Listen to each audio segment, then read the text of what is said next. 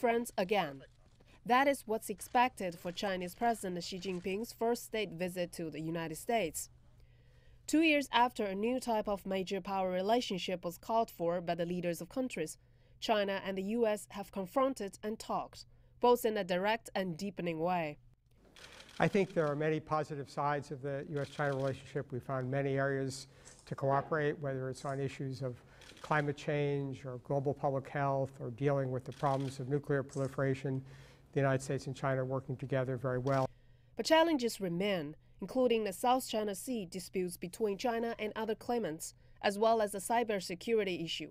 We recognize that these disputes are not going to be easily resolved, but that we each have a responsibility to try to find a way to manage those disputes. The U.S. and China have different concerns on cyber.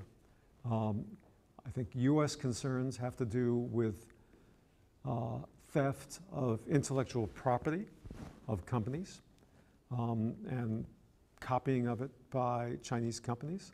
Chinese concerns have to do with what they perceive as just the magnitude of American cyber espionage. But we have some common concerns. One common concern we have is to prevent any sabotage of our infrastructure. Mutual trust is still lacking to a certain extent due to a power relationship change, but the gap between China and the U.S. has narrowed. At the end of World War II and in the 1950s, the United States controlled more than 35% of global GDP. Now, depending on the figures, we control 17 or 18%.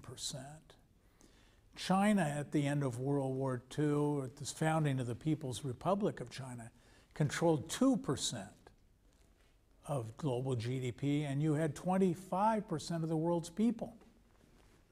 Now you control 16 or 17% of global GDP. So the institutions of the world have to begin to adjust to this changing power balance. And I think that means China needs to be invited, so to speak, to play a bigger role. Being highly interdependent on each other, China and the U.S. cannot afford the risk of conflict. I think we have to be a little more respectful of each other's interests. It'd be my own view that the United States probably could do less close-in surveillance of China. I think this is very worrisome to Chinese people. The flip side of building trust, work on the areas of common interest, but also try to manage in ways that are responsible of the areas where we have differences.